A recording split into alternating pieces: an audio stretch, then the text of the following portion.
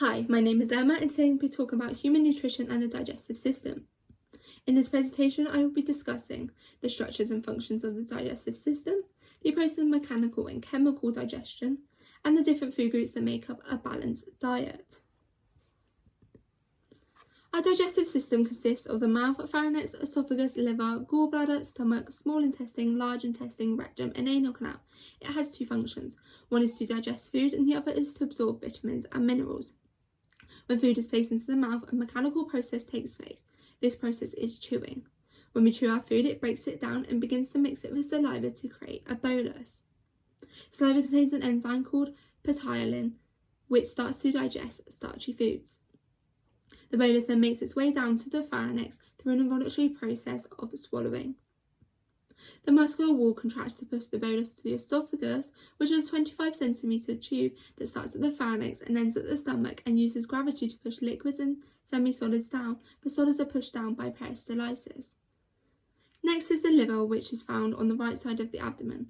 The liver creates bile, which is made up of water, salts, cholesterol, and pigmented bilirubin, which leads through the bile ducts and gets transported to the gallbladder where it is stored. The gallbladder is attached to the liver and uses the bile that it stores to digest fat. The bolus then makes its way down to the stomach, where it's mixed with gastric juices, which are produced by the stomach glands and helps break down the food. Due to this process, the bolus is then turned into chyme. Gastric juices consist of hydrochloric acid, which aids digestion, water, mineral salts, enzymes, and a stringent factor, which helps to absorb vitamin B12. It can also take between 2 to 4 hours to digest the food, which then gets passed down to the small intestine. The small intestine is around 6 to 7 meters long and is made up of 3 parts: the duodenum, and the ileum. When the chyme enters the duodenum, the pancreas lets out a mixture of pancreatic juices and bile. The chyme then moves through the duodenum and the ileum, where nutrients are absorbed by the villi. Foods that cannot be absorbed get moved to the large intestine, which is around 1.5 meters long and is thicker than the small intestine.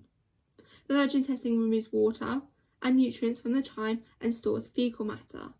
The walls in the colon then contract to move the stool to the rectum, where it is stored temporarily. Lastly, the stool is moved to the anal canal, where it is excreted. Mechanical digestion, also known as catabolism, is a physical process of breaking down the food. This happens using our teeth, breaking down our food into smaller molecules. The bolus of the food then makes its way through the digestive system, where chemical digestion takes place. Chemical digestion is a process in which enzymes such as carbohydrates, protease, and lipase are released to break down large food molecules into smaller molecules. Salivary amylase is a carbohydrate and is released by the salivary glands and converts starch into glucose. Pepsin is a protease and is released by the gastric glands. Its role is to break down protein into amino acids. This happens when protein moves down to the stomach. Enzymes are specialized protein molecules that get released by many organs within the alimentary canal and are used to break down food to aid absorption of nutrients and catalyze, means speed up the digestive process. Each enzyme only matches up with one type of nutrients due to its shape, like a lock and key. All enzymes have the same optimum temperature of around 37 degrees, as this is the body's natural temperature. If the temperature goes above the optimum, it creates a decrease in enzyme activity. But the optimum pH is not the same for all enzymes, as shown in this table. If the pH is above or below the optimum, it results in a decrease of enzyme activity.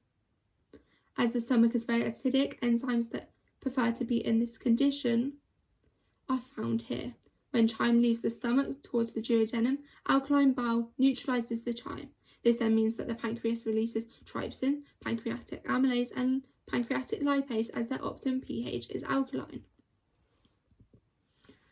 The Eat Well Guide was made to help people have a healthy and balanced diet.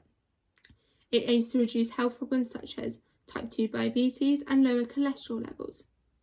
A balanced diet consists of macronutrients including protein, carbohydrates, and fat, along with micronutrients including vitamins and minerals. The Eat Well Guide consists of 5 main food groups. These are protein, carbohydrates, fruits and vegetables, dairy, and fats. You should be consuming at least 6 to 8 glasses of fluid a day, preferably water. Protein food sources include meat, fish, eggs, pulses, lentils, chickpeas, kidney beans, and tofu. Proteins are referred to as building blocks of the body, and including protein in your diet helps to maintain pH and fluid balance, help with muscle development, improves the body's metabolism, supports development, growth, and brain health.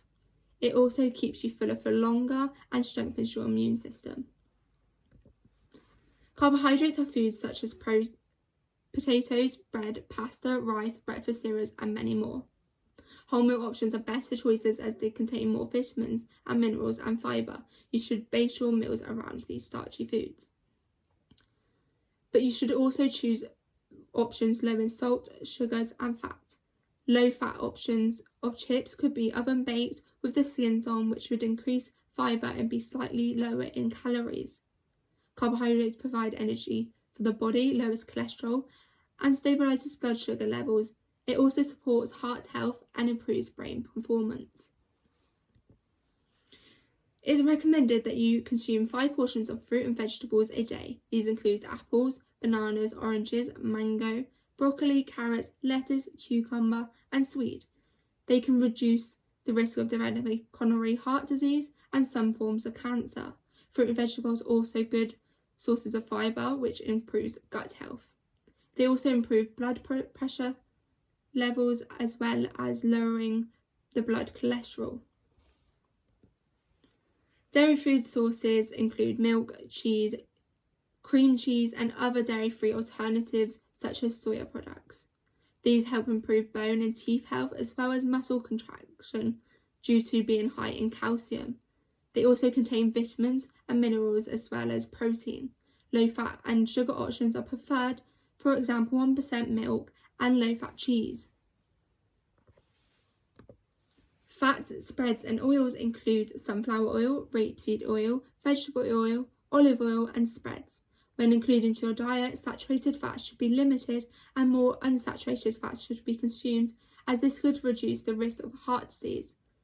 Fats help your body absorb vitamins A, D and E and are essential fatty acids, as well as being high in energy. To conclude this presentation, we have discussed the following: structures and functions of the digestive system, the process of mechanical and chemical digestion, enzymes and their optimum pH levels, the 5 food groups that make up a balanced diet, and examples and health benefits of each food group. Thank you so much for watching.